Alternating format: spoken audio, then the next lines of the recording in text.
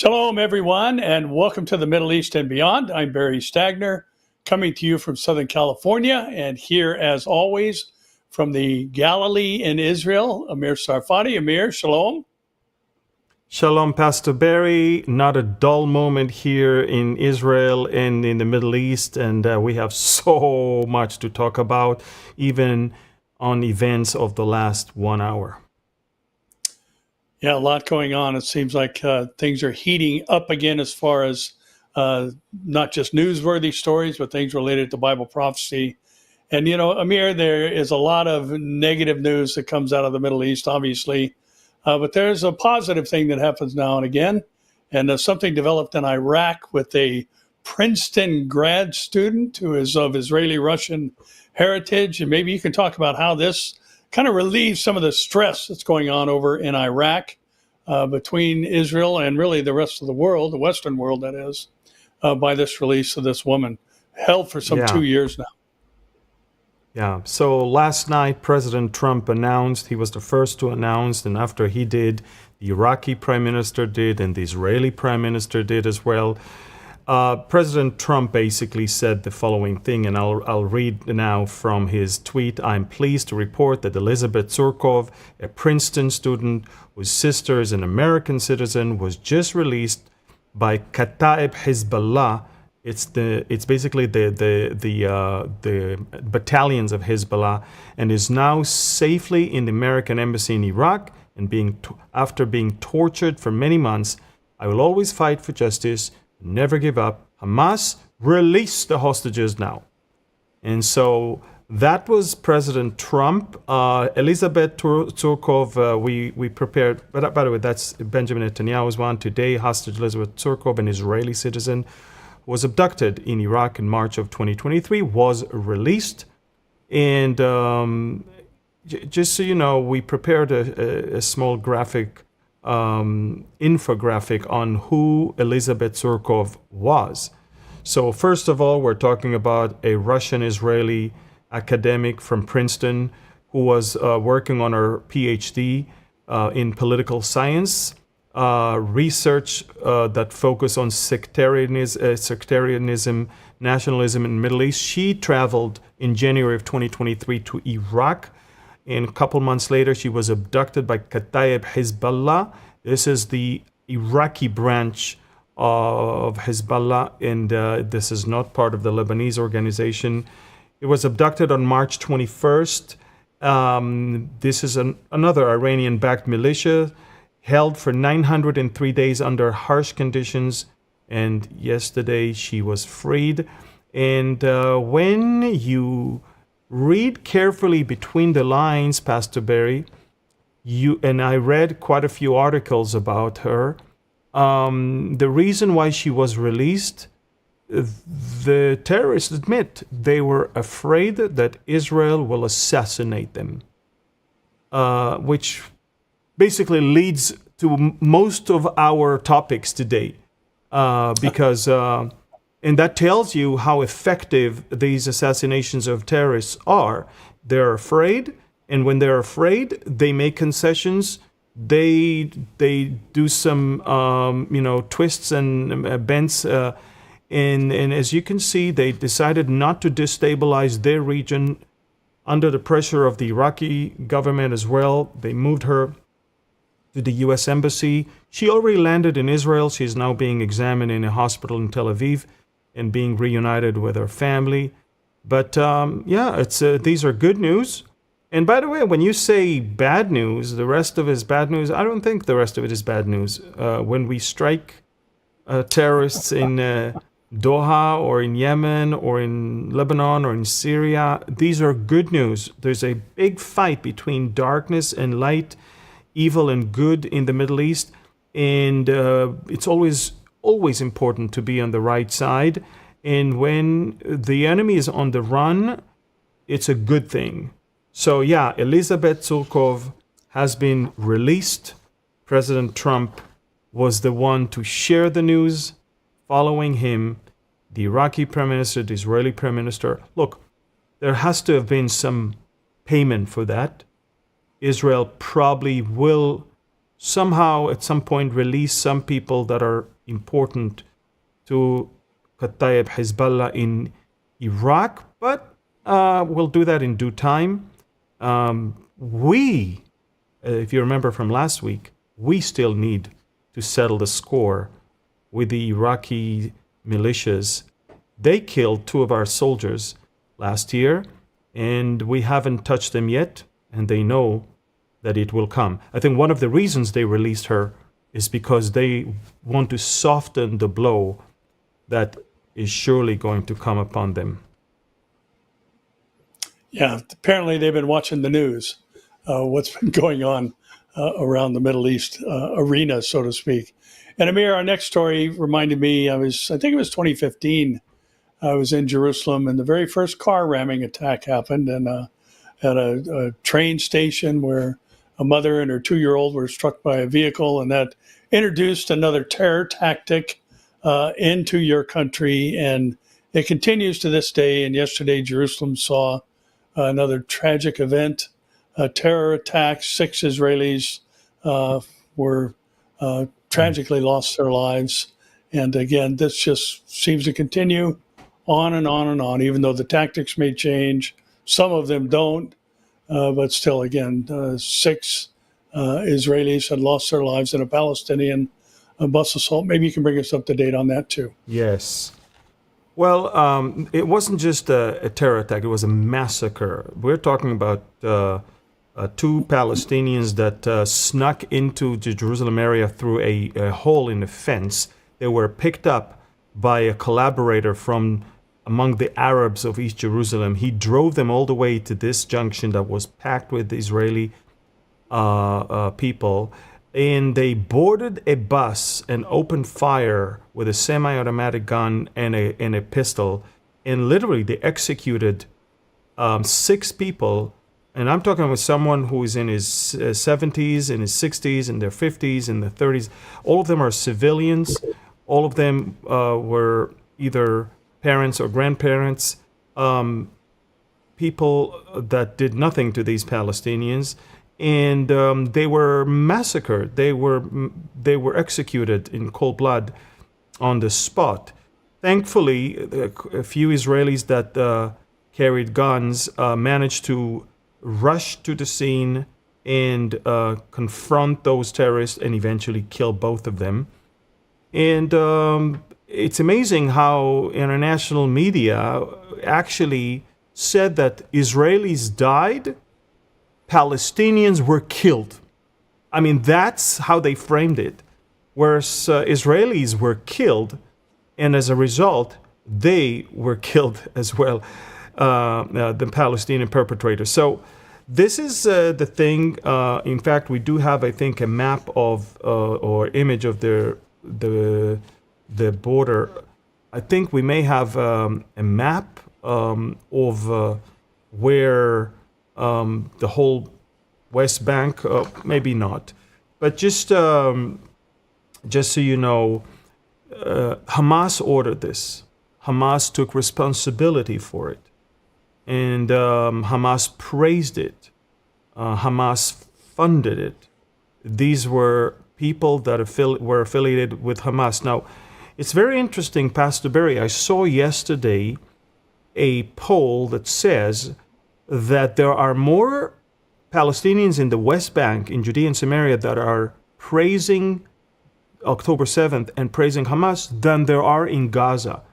And the reason is, look what's going on in Gaza. The Gazans can feel the ramification of what they did, and they are no longer thinking that it was a good idea. But the Judea and Samaria Palestinians are still living comfortably relatively in peace. And I think it's about time for the Israelis to raid those villages, demolish their homes, and I guess treat them as ticking bombs.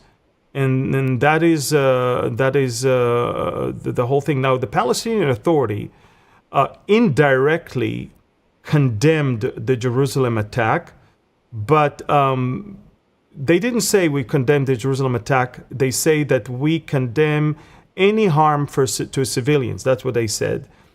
But the thing is this, at the same time, the channels that belong to the Palestinian Authority praised this attack. And remember, the Palestinian Authority has this pay-for-slay policy where they actually pay for every Palestinian terrorist that is sitting in Israeli jail. They pay him by how long he stayed, which means by how severe the crime was. The more you kill, the longer you sit, the more money you get from them. So obviously, this is something that is encouraging terrorism rather than condemning them. So this double tongue, saying to the world we condemn, but paying to terrorists when they do that, this is something that they may be able to fool the world, but not us. I think the Palestinian Authority is a terrorist organization that has to be toppled.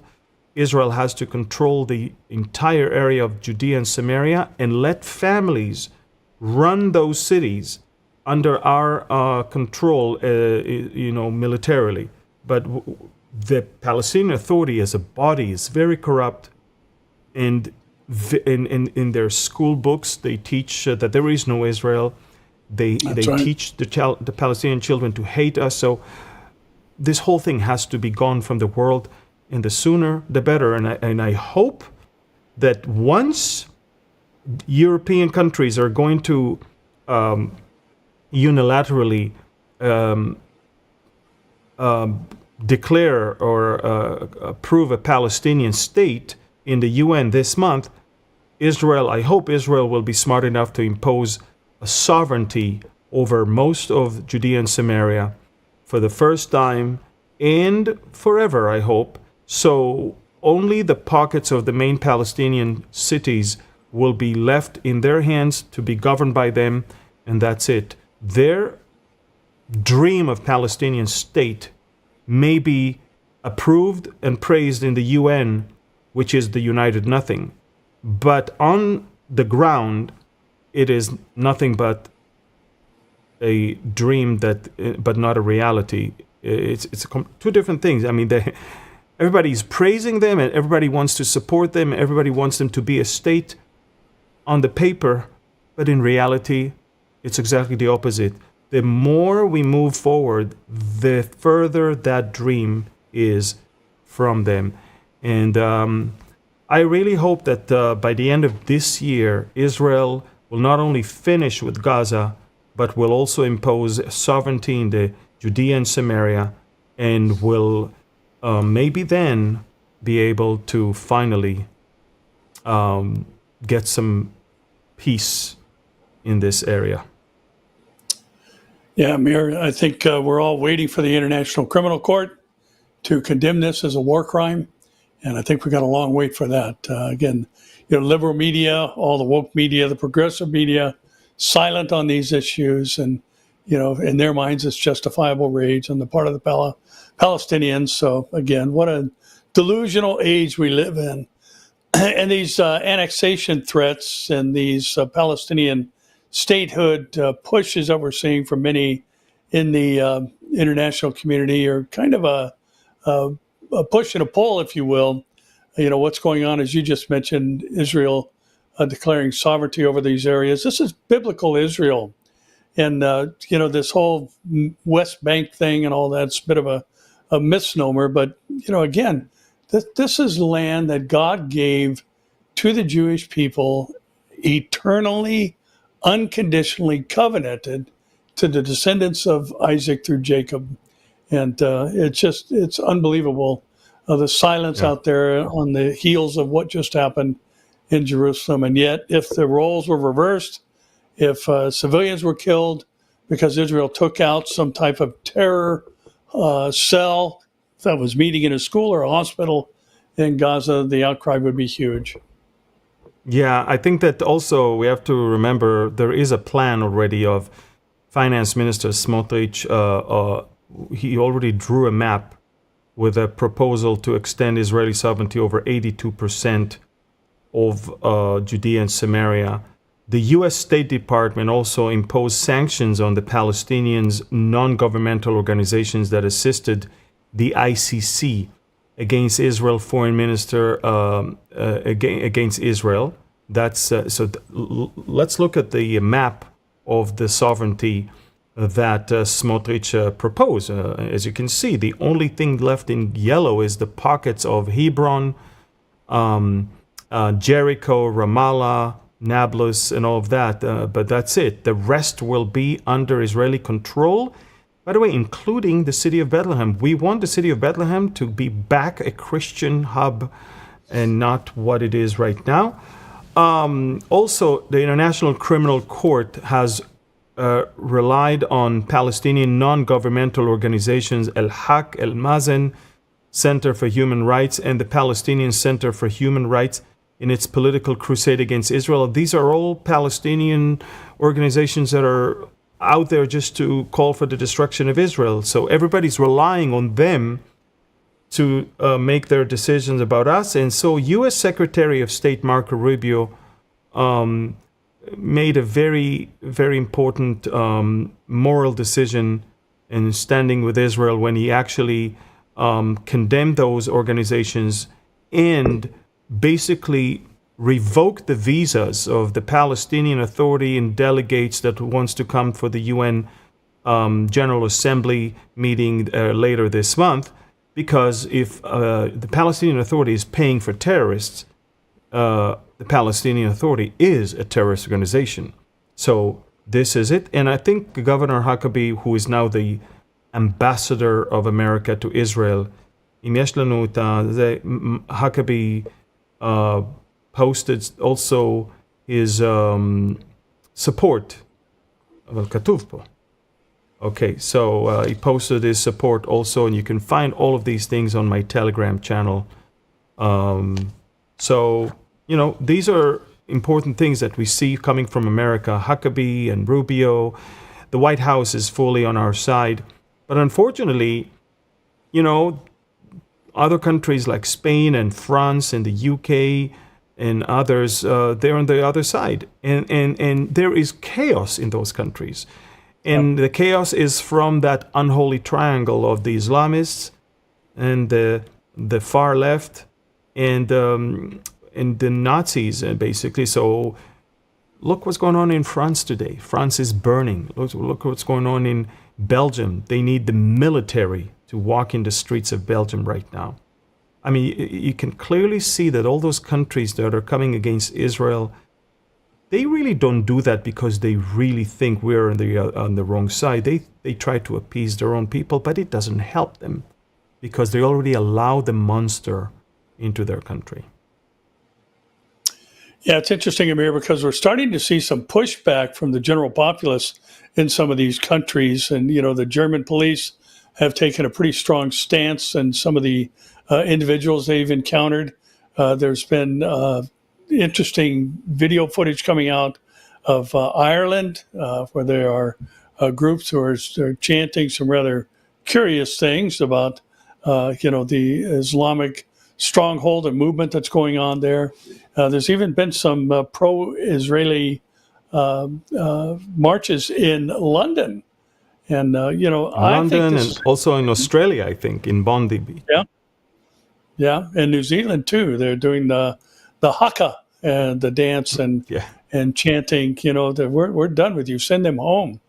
But the prophetic implications of this, Amir, I think are pretty significant, because if we consider the fact that this is moving from military engagement to individuals who are now standing up for their countries because the government hasn't. There's coming a time early in the tribulation period where people are going to turn on one another, and under the right or the red horse, they're going to kill one another. We've got this massive global tension that I think is unprecedented happening right now. And could that feed into what the rider on the red horse is going to do? Well, very possible. But we're seeing the necessary mentality already present in the world today. So wild and interesting time to be alive, to be sure.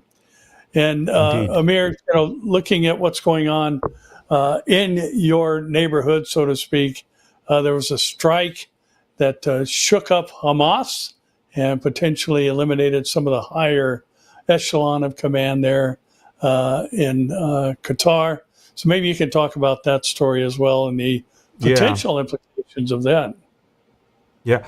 So we don't really know the outcome of this strike. Yesterday, Israel sent 10 fighter jets all the way from our territory across Iraq.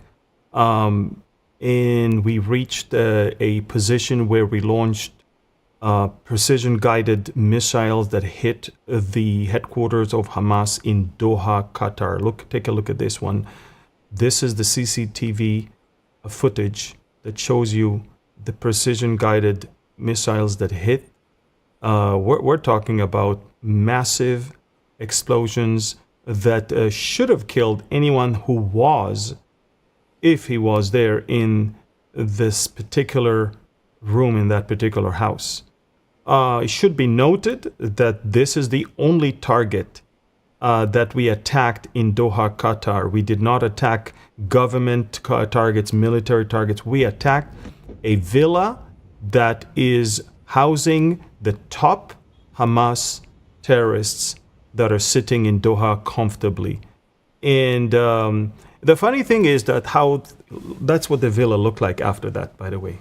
As you can see, the villas behind were not damaged. Anything around was not damaged. It was a very sophisticated new type of missiles that I cannot share. I cannot share what it exactly was. But look at this map and see that the aircrafts left Israel around 2 p.m.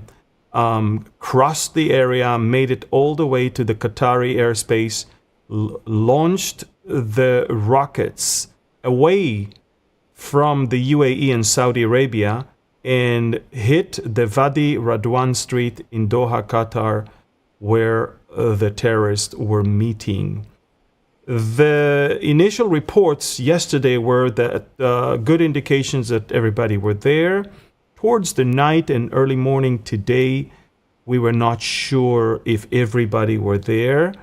We're still waiting. It takes always at least 48 hours, sometimes 72 hours to know. One thing for sure, anyone who was in that room is gone. The question is, who was there? Who was there? Let me remind you, these are the people that celebrated on October 7th, and that's the house that we attacked.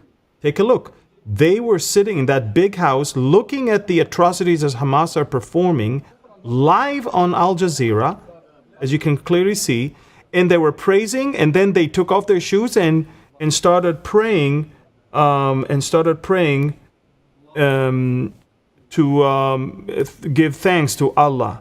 All those people that you see right now should be dead. First of all, Ismail Haniyeh, who led that prayer, is gone. We killed him in Tehran. We killed Salah El-Aruri to his left in Beirut. But the other three to the right should have been in that meeting yesterday, and thus they should be dead by now. So basically, Israel is determined to get to all of them. Now, it's a great embarrassment to the Qataris, who always seem to be untouchable. They have billions, trillions of dollars. They are buying their way everywhere. They buy influence in the U.S. government, in the European countries, in the UK. I don't know if you know that, but Qatar owns more assets in London than their royal family. Qatar owns Harrods, department store. I mean, these are British symbols. Qatar owns five-star hotel, owns universities, but Qatar owns almost 40% of Heathrow Airport in London. I mean, we're talking about a country that no wonder why everybody's now condemning Israel for attacking there. But remember one thing. 3 months ago, Iran attacked in Qatar. Iran attacked the Al Udeid base in Qatar, and no one condemned Iran for that. Qatar did not condemn Iran for that. The Europeans did not condemn Iran for that.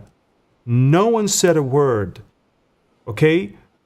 And the funny thing is, the Iranians tweeted today that they are shocked that Israel attacked and violated the sovereignty of Qatar, when it's the same Iranians that did that 3 months ago also. And so there's a lot of questions going on right now. First of all, did we hit them? Second, will Qatar continue to mediate in the future? But Qatar is full-blown Hamas. They are Muslim Brotherhood. The only reason why Qatar is so influential is Al Jazeera, which broadcasts to 1 billion people and brainwash them. So they're very powerful media. And they have money where they buy sport events, they buy cultural events, they buy government, they have influencers. Qatar bought basically Tucker Carlson. He's right now looking at Qatar as an ally and Israel as an enemy, where we know exactly who is what when it comes to America. Qatar is buying influencers in America from both sides, the left and the right. Qatar bought all the senates in all the universities. Qatar is funding the anti-Israel and anti-America rhetorics in the universities. Qatar is a poison. It's a 300,000 people country in the size of a big city that has 2 million non-Qatari slaves that are working for them there. And Qatar has no right to say anything about human rights because it treats its own slaves there horribly.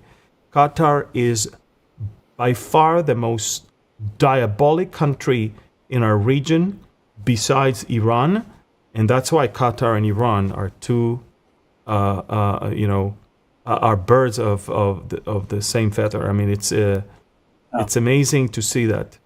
And that's it. I mean, we can clearly see that their dignity and honor was basically damaged yesterday, and they're very, very, very angry. Very angry. By the way, I think that Qatar did receive, a warning before that happened. Yeah, and if we did not hit those Hamas leaders, it's because Qatar warned them to leave. So I'm just saying, just remember, Qatar and Turkey are the same thing. They help one another. One has the political power and the other one has the money. And it's the same thing. So, Pastor Barry, I'm glad we did it. Even if we didn't kill the heads of Hamas, the actual strike sent a message to the Qataris and to the whole world. There's not a single country, even if it can be a very, very, very, very wealthy country. No one is immune when it comes to housing and harboring Hamas terrorists. We will get them everywhere, one by one, until everyone that is responsible for October 7th is few feet under the ground. Yeah, Amir, you mentioned that they were living comfortably in Doha, and I think we could add cowardly to that as well. Yes, not being even with the people that they say they are leading. And it also reminds us, Amir, that the international community has funded this villa, and a lot of the monies that spent on terror tunnels and the other things that we know they have used billions of donated dollars to do. They also finance this lifestyle for these leaders of Hamas to stay outside of their own country and live in the lap of luxury, so to speak. So yeah, and one of the reasons we did that, Pastor Barry, is because when you live in comfortable life in villas and 5-star hotels, you don't suffer. And when you don't suffer, you are not rushing to find a solution to the problem. The problem that Hamas was refusing to release the hostages and sign a new deal is not because of Hamas in Gaza. It's because of Hamas in Doha. The people in Gaza already can't wait for a deal. They can't wait for a ceasefire. But Hamas in Doha, they don't care. They don't suffer. They don't feel anything. They eat, living like kings. They drink. Exactly. So they were the problem. If somebody says to me, Amir, what you did yesterday harmed the negotiation, I say, you don't know what you're talking about. They were the problem. if anything now, if they're all gone, I think it'll be easier to talk to the people in Gaza because they are desperate for a ceasefire. Yeah, and the news continues to come out of Gaza City. Again, tragically, the loss of IDF soldiers killed by Hamas, but there's still continued efforts to notify people and kind of finish the task, so to speak. So what's going on in Gaza City? Yeah, well, first of all, for the first time since the beginning of the war, Israel issued an official evacuation order to all the people of Gaza City for the first time. And we not only told them that they should be evacuated, we told them where to evacuate. We told them exactly what road to take. We told them even today what were the areas where they can actually pitch their tent there and be fed by the distribution center, have water there, electricity, and even available hospitals there if they need. So Israel has prepared a humanitarian area north of the city of Khan Yunis. And one of the other things that we started doing is basically toppling all the towers that Hamas was using. Tower is anything above 8 stories. Hamas was using those buildings for cameras to look at IDF troops, and also some of the apartments to house terrorists. And some of them were actually covering shafts and tunnels where they were meeting. So take a look at this is from today. A tower that was standing there received evacuation notification, and a few minutes later it was gone. We destroyed over 80 towers in the last 3 days, and apart from that, more than that when it comes to buildings and houses that were used by Hamas. So I said that last week. The skyline of Gaza is changing completely, and you won't see anything standing too tall anymore. The idea of the Israelis is to completely destroy any terror infrastructure and not to allow them to recover. And for the Gazans, by the way, I say you will have nowhere to come back to. And by the way, the IDF spokesperson released an interesting infographic about what's happening in Gaza City for dummies. Because a lot of people don't understand what's going on.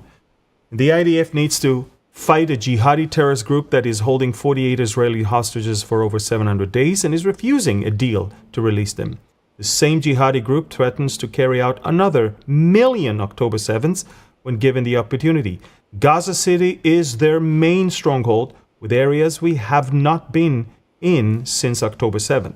Israel established a humanitarian zone ready to receive civilians from Gaza City with additional food, water, tents, and improved medical response. The IDF has given up the element of surprise in order to let civilians get out of harm's way.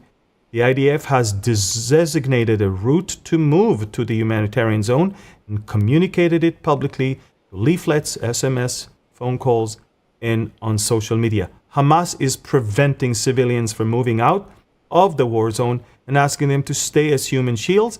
The IDF will operate while taking many steps to prevent harm. Basically, what we're saying is this: we are the most stupid country in the world. We are being accused for a genocide, and we are even not using the element of surprise. I mean, think about it. If they accuse you, at least surprise them and kill as many as you can, terrorists, not civilians. But if they accuse you for genocide and you give up on the element of surprise just so you can be good and look, and nobody cares how you look. Nobody cares about what you do because you've already been framed as a country that performed genocide in a country that is performing man-made famine. All this crap, excuse me for my French, is already there. We've been framed. So at least I would say do something. This is the map of Gaza that we prepared even last week, just to show people what we have there. So this is the area where the IDF is currently controlled, as you can clearly see.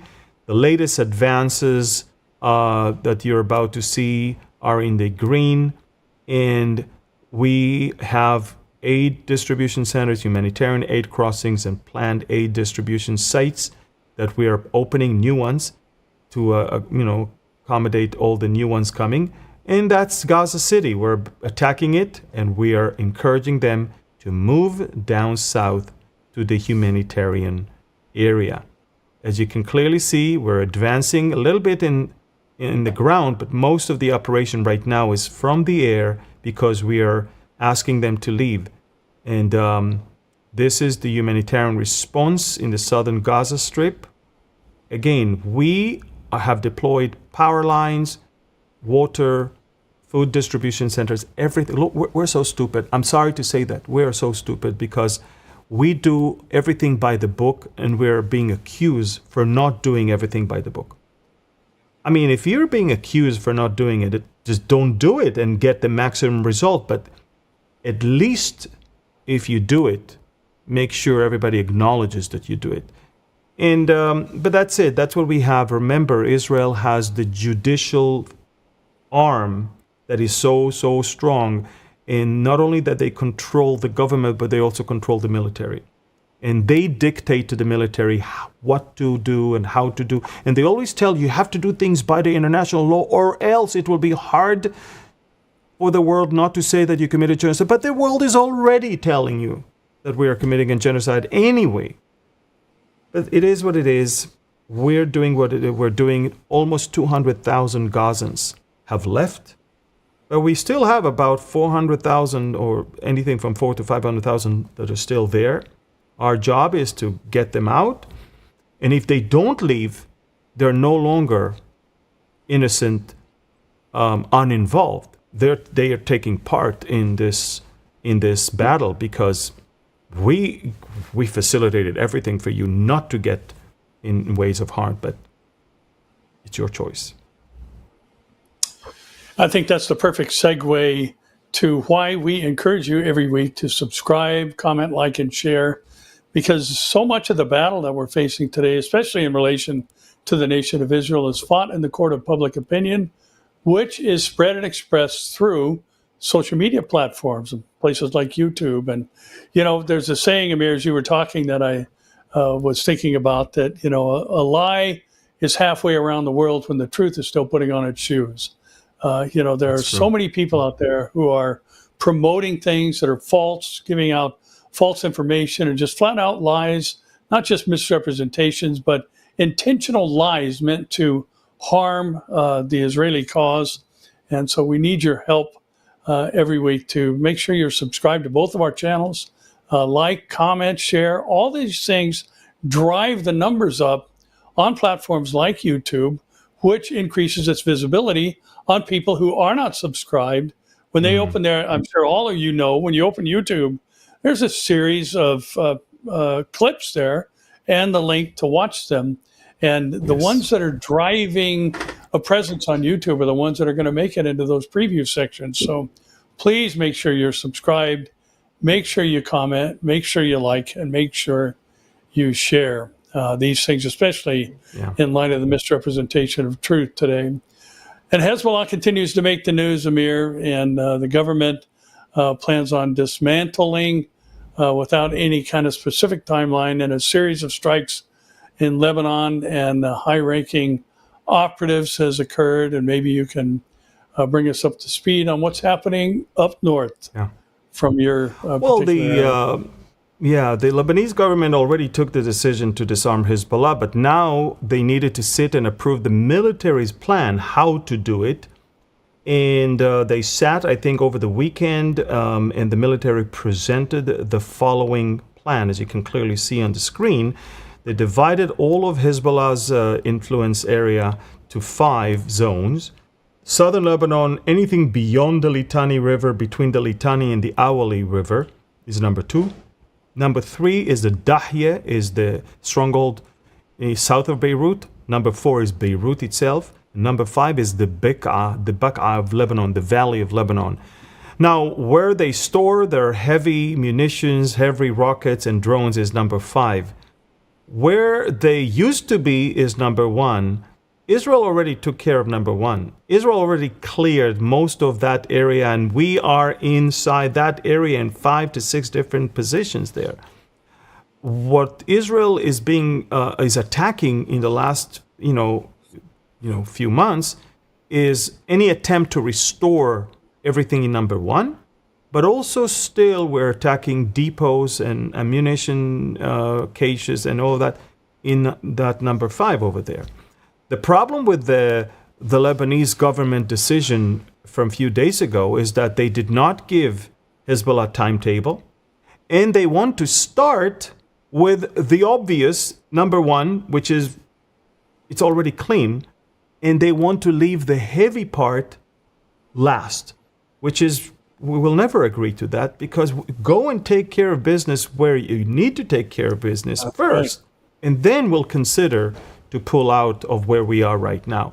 So everything is upside down there, everything is twisted there, and it means that Israel will have to stay inside and will have to continue and attack almost every day. We attack almost every day because what we think is going on, and American intelligence also confirmed that Hezbollah is actually restoring itself.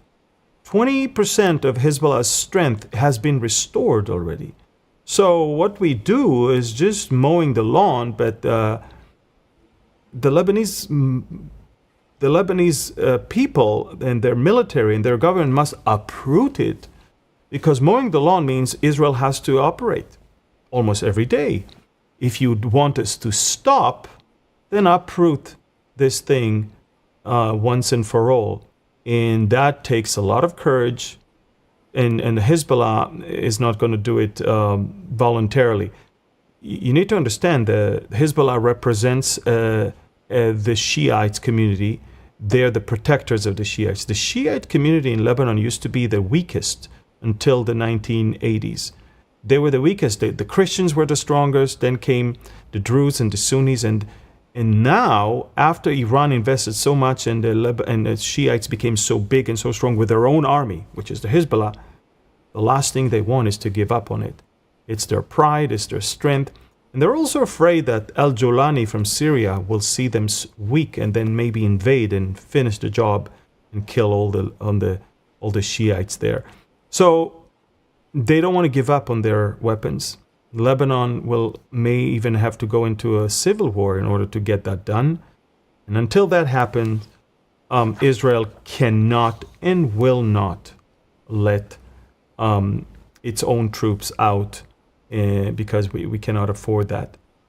And that's important. It's important that people understand that. We're there to stay until Lebanon takes business into its own hands and uproot this thing. Israel is strong enough right now to call the shots and not to allow that, the recovery of Hezbollah to take place.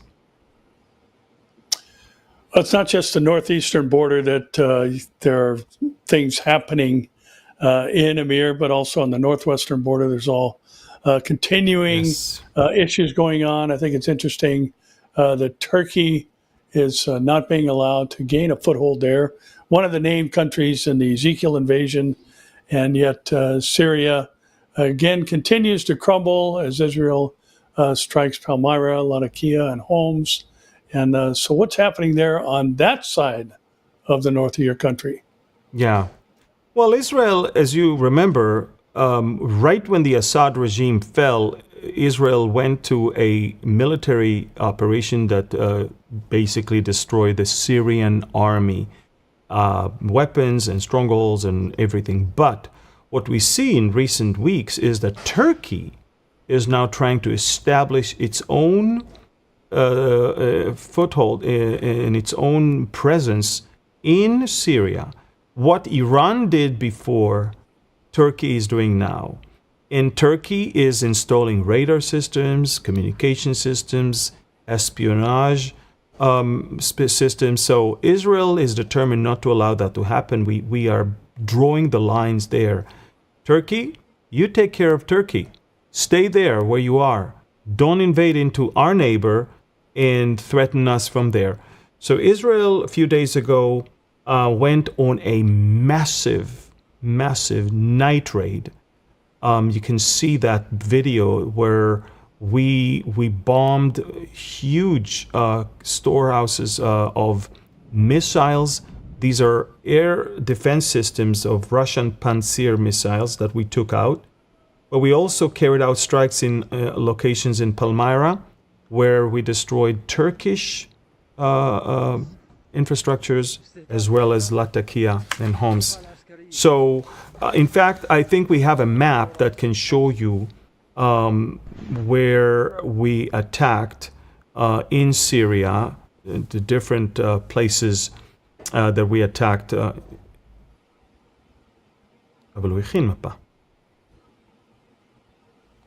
right, so I guess we don't have the map. But I'll post that map on Telegram later on, and people will be able to see it, okay? We definitely, we strike in Latakia, which is on the coast, Homs, which is further inland, and Palmyra, which is even east of Homs.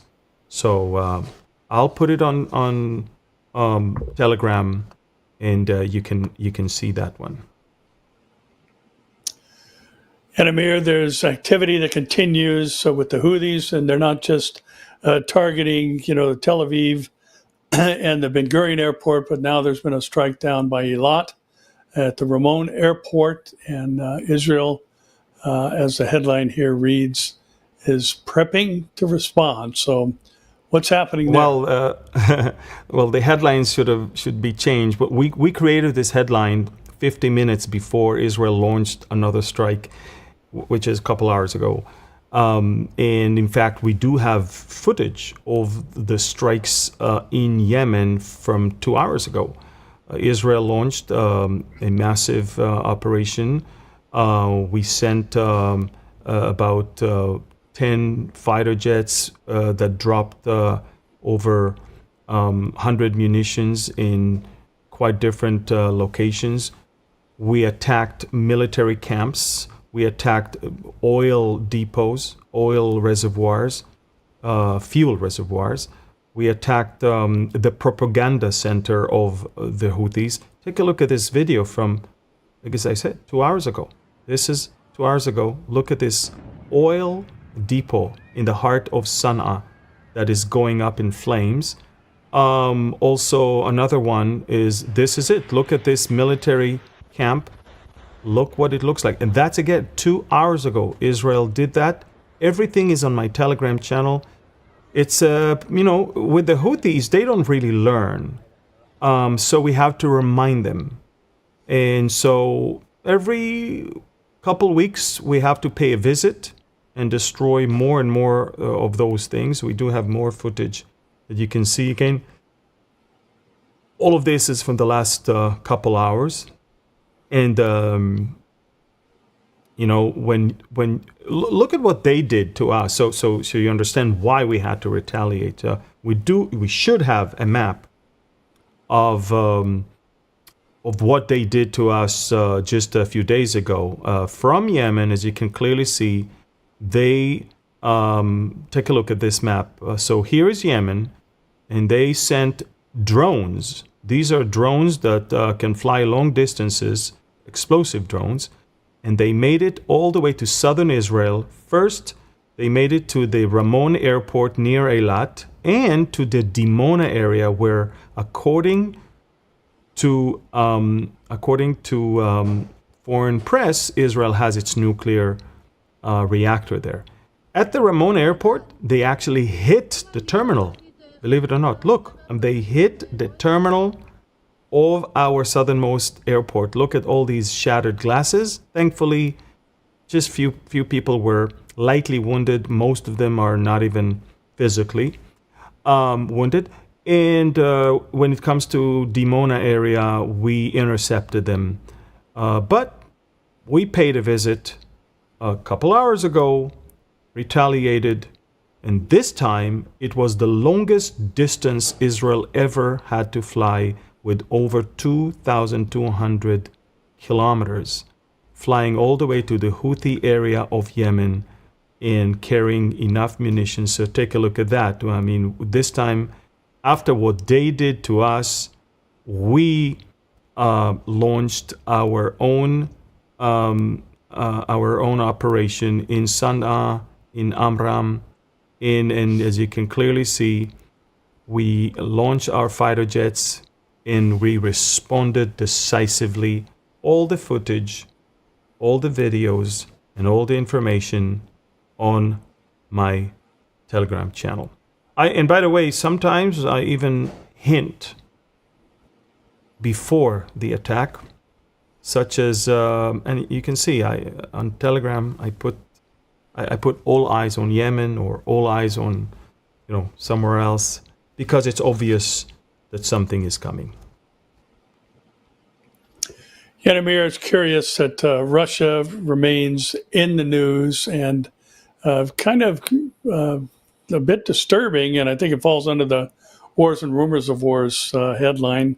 But now Poland has been invaded by Russian drones, and Belarus continues to be supportive amid Putin's tests, and we're just hearing, rumors of war spreading out beyond the Ukrainian-Russian conflict, and seems as though a warning shot was fired at Poland. So what's been going on there? Well, I mean, last night we were the closest we've ever been to World War III. And in fact, the Polish Prime Minister said we are in the closest situation to an armed confrontation since World War II. That's how we described it. We're talking about over 100 drones that flew from Belarus. Now, you're saying, wait a minute, I thought it's Russian. Yeah, there is Russian presence in Belarus. They're preparing for Zapad 2025. It's a joint military exercise. So as they build up their military force, they use it as it's much closer. And they flew via Ukraine all the way to eastern Poland. And as I said, 100 drones and a few missiles. And it is an attack on a NATO member. Poland is a NATO member. And during the night, I was up most of the night because of that, because you never know. I was amazed that the Russian Ministry of Defense clearly stated that anyone that stands with Zelensky will also pay the price. In other words, not only that they said it's a mistake, they did not say it's a mistake, they actually said, we did it on purpose to send a warning to you. It's no longer that Russia is fighting Ukraine. Russia, as of last night, expanded its fight against anyone that assists Ukraine, and Poland has officially become a front line. And so I think Putin is testing NATO. He will tell you that NATO was testing him, and that's why he started the war with Ukraine. And again, Poland announced that it found debris of 7 suicide drones. I have the footage on my Telegram of the drones that they found. And I can also tell you that Article 4 on the Charter of NATO has been invoked, which is emergency consultation when one of the members feels that it's being threatened. And that is Article 4. Article 5 is when one of them has been attacked and the rest are coming to help. By the way, this house that you're about to see now has been damaged by one of the Russian drones.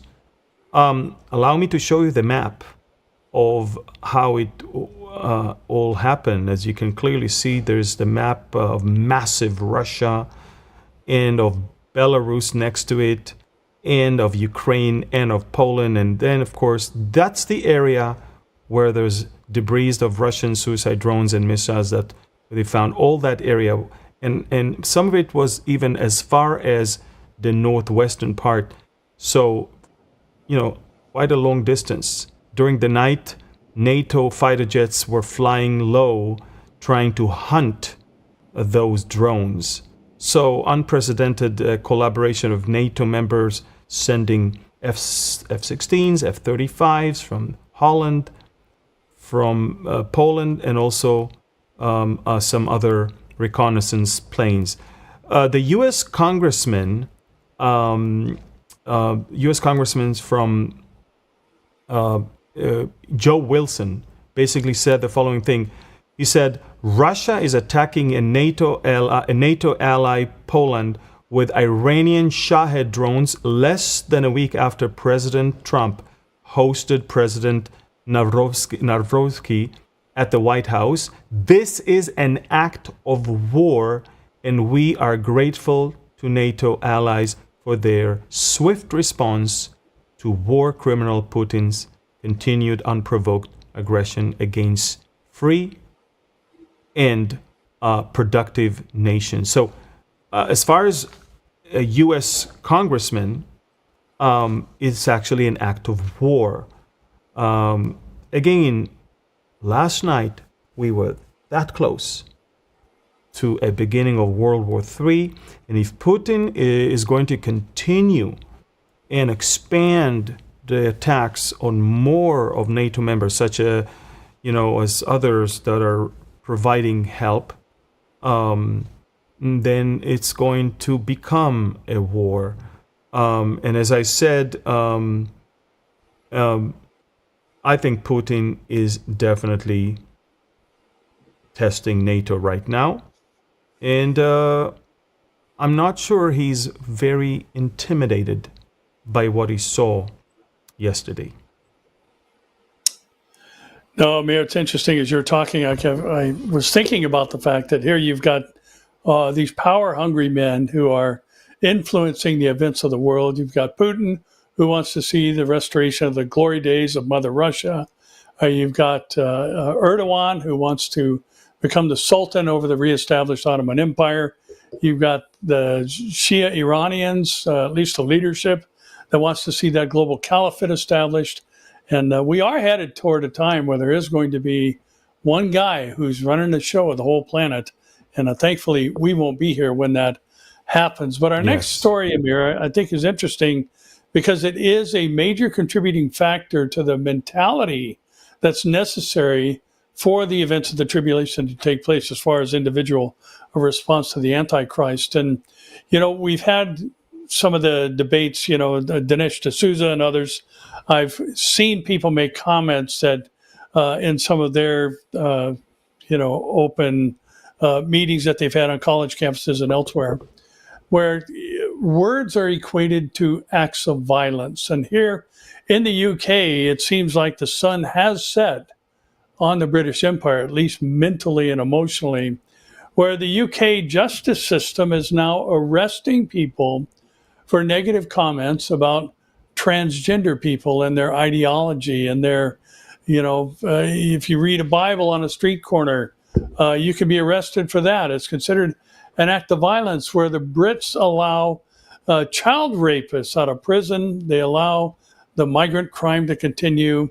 And Amir, this is, I think, just part and parcel of what is required for the whole world to go after someone who is empowered by Satan. Revelation 13 makes it quite clear that the Antichrist receives his power and authority, as does the false prophet, from Satan himself. And you can't get much more satanic than to say someone who is, disagreeing with a particular group's ideology needs to be arrested because they're committing acts of violence because of things they post on social media platforms. The world seems to be losing its mind more and more quickly every passing day.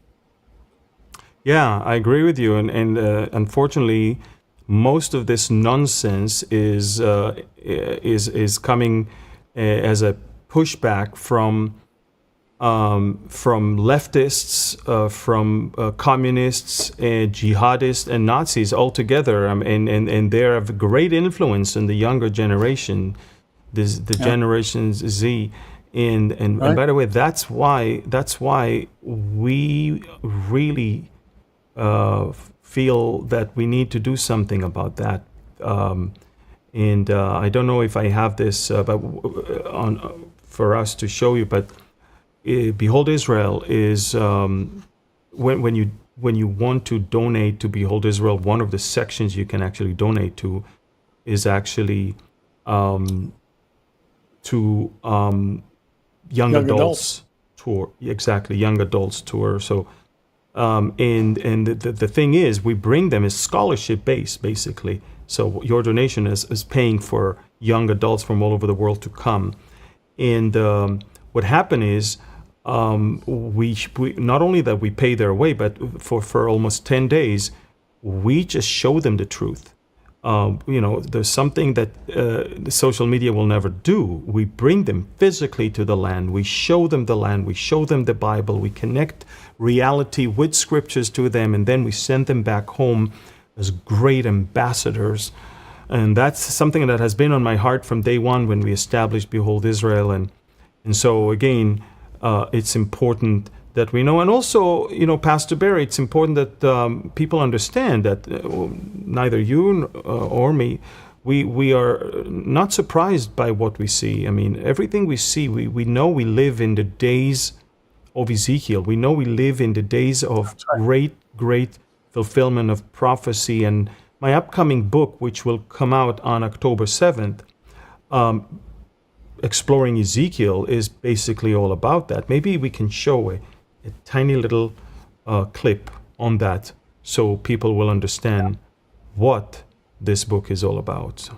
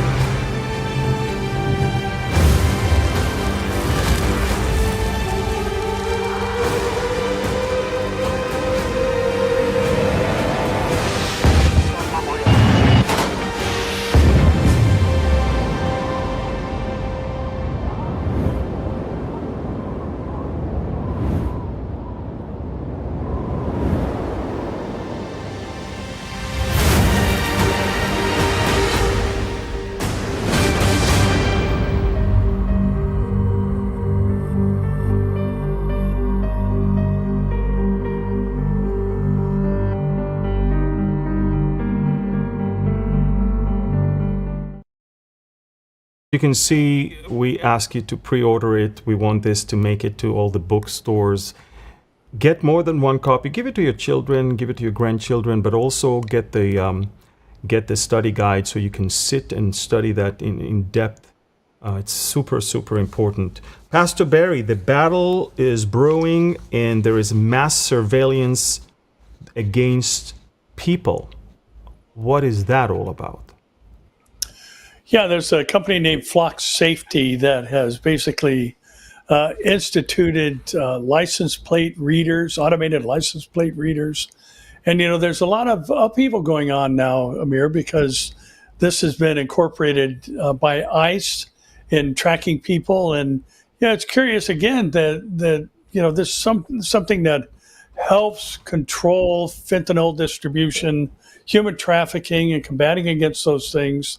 And it's viewed negatively, and many people are up in arms because it's been employed by immigration control. And, looking and tracking people who've illegally entered the country has now become a great negative. And yet here you've got this company that hasn't really contracted with anybody via Homeland Security or anyone else who's under fire because they invented the technology, or at least, made it available to other groups. And again, it's just this kind of paired with that last story that came out of Britain. It's amazing to see this movement of mind control that is happening in our world. The fact that you no longer have a right to an opinion. You have to go with the flow. You have to think like those in the places of power think. And again, this is going to ultimately be fulfilled during the tribulation, where the control is going to come down to allowing you to either buy or sell and take care of your daily needs because you either agree with or don't agree with the guy that's in power. And the stage is being set, Amir. We are so late in the game, and this company, has come under scrutiny by many in the public arena because of the fact that they're using this technology. ICE is using this technology, and this issue has divided our country just unbelievably. I don't understand, Amir, why people don't get illegal as part of the immigration problem that's going on. You don't have a right to sneak into any country, let alone our country, and yet people treat it like, well, you're a hate monger, you're a bigot, you're a racist, and all these other things, when all people are trying to do is just regulate the flow of people into their country. And using this technology, now here you've got those who are up in arms because technology is being used to assist the immigration authorities in our country. And flock safety is now under fire in the court of public opinion, again, like other countries. And it's bizarre to watch, our country, and any country for that matter, fall into such foolishness. And yet, here we are. Unbelievable. Yeah. And what about a lecture in a club in San Francisco about the Antichrist? Tell us a little bit about that one. Yeah, this is interesting. Peter Thiel, who is the founder of PayPal, and he's also a founding member of Palantir, which is a data mining company, is concerned about the usage of these types of technologies as a part of the Antichrist agenda during the tribulation period. And, I couldn't help but think in reading this article of what Elon Musk said. The biggest threat to humanity is artificial intelligence. And this guy is actually doing, who's definitely part of the technology world. He is doing a series of private lectures that are going to be held in a place called the Commonwealth Club in San Francisco on the Antichrist and how the Antichrist will most likely use artificial intelligence and technology to basically force his agenda on others. And it's actually sponsored by a group called Acts 17 Collective. And the lectures are going to be based on the theological and technological dimensions of the Antichrist. And I was kind of saddened to read the fact that none of these are going to be recorded or made public. But it's interesting that this guy who's in the technology field has married now these two things together that the Bible clearly states are going to be part of the Antichrist agenda and package. Because we do know that there's going to be a man-made image that has life, apparently life breathed into it, that causes the whole world to go after the beast and worship not only the beast, but also the dragon. So, he's talking about some of the tactics that will be employed by this guy, using fear to impose global control. He shared that, the way the Antichrist is going to take over the world is he's going to talk about Armageddon nonstop. He's going to talk about, existential risk nonstop. Oh, the climate is going to consume us all. And, and here we have all of these tools, so to speak, already in play, and they'll be readily available for the Antichrist when he takes the helm of the whole world. Pretty stunning stuff, I think.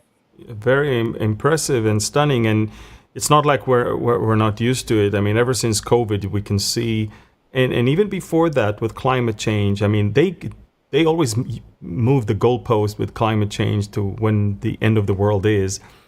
And it used to be, global warming. Now they don't call it anymore because things are changing. But it seems like AI. Cooling, exactly. That they had to change the name to climate change in general. It seems like AI is becoming a factor also that unfortunately packs psychiatric wards in hospitals as of late, where the suicide and some psychosis cases caused by AI. Can you talk more about that? Well, we've talked about the fact that 75% of Gen Zers have stated that they would be open to a relationship with some form of artificial intelligence romantically. But Amir, you just cannot replace the love that God has opened the door for us to experience in a human to human relationship, specifically in the marital relationship between a husband and a wife. And what this AI, love relationship is establishing is actually emotionally debilitating. And to have this relationship where there's never any debate, your AI romantic interest is always going to agree with you. There's never going to be any disagreements. They're going to tell you positive things all the time. Well, that's not life, and that's not reality, and that's basically very unsatisfying.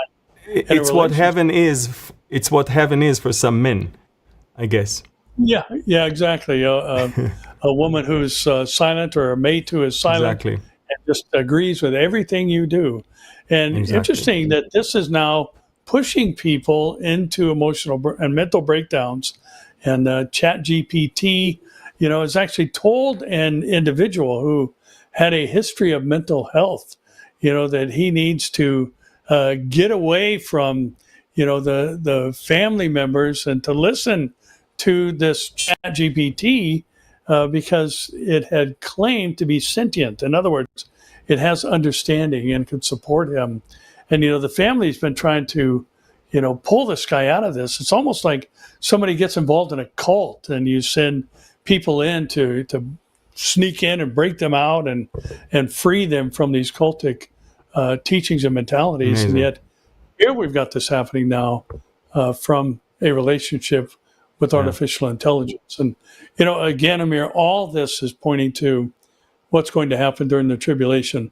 And I don't think we can make the point enough in recognizing how late we are in church history. And I believe there's a transition that actually lasts only for a moment and a twinkling of an eye, where everything is going to change. And, we've seen multiple examples of that in the past quarter century, from September 11th, 2001 to the pandemic of 2000.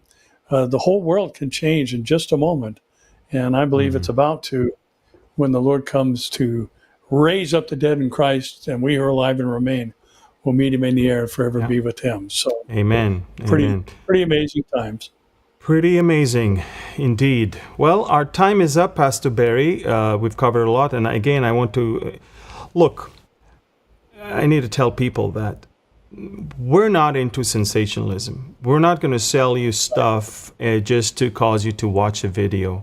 This is where you're going to get things as they are. And it's important, I think, to share it with as many as you can, because sensationalism will always use clickbaits and yet bring you down, not up, because it's not based on solid truth. It's based on trends. Please sign up, follow, share, like, and comment. It's important to push the truth and not sensationalism as is. We also want to remind you, Pastor Barry and myself, we wrote a devotional, 365 days devotions on Israel and Bible prophecy. It's called Until He Comes. And it is already up there for pre-sale on Amazon. And this is the QR code you can already scan and pre-order it. But again, the book that is coming on October 7th, which I need your help to get to that number where it will get to the big major department stores so non-believers can get, is also Exploring Ezekiel. And so I've got the only copy that is there in my office right now. It's not out yet. I got one copy. You can get it. I'm only 2/3 in my goal to get until October 7th. Help me to get to the number. So it will go to Target and Walmart, Hobby Lobby, and the big stores. We want non-believers also to grab it, read it, and hopefully get saved. So, Pastor Barry, this is the time when we bless the people and then we say goodbye. I will bless the Aharonic blessing in Hebrew, Pastor Barry in English, and then we'll farewell say goodbye.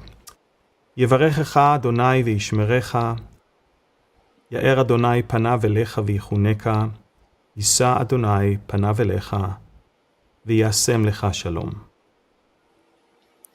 The Lord bless you and keep you. The Lord make his face shine upon you and be gracious to you. The Lord lift up his countenance toward you and give you his peace. In Yeshua's name, we offer this blessing. Amen. Amen. Amen. Thank you, everyone, for watching. Please, please, please share it with as many as you can. And until next week, follow me on Telegram, 24/7 news. A lot of stuff is happening, and a lot of stuff will happen. Pastor Barry, one more thing. Yeah, if you don't mind, I just wanted to mention, as you know, I do a little program on Thursday mornings at 10 a.m. Pacific called Take 5, and I'm getting inundated with questions about the Ezekiel War. So tomorrow I'm going to do a program called the Ezekiel War, Who, Where, and When. So if you want to join in, Perfect. That'd be great. We'll talk about some of the specifics there. So thanks for that. Well, thank you, everyone. God bless you, and shalom.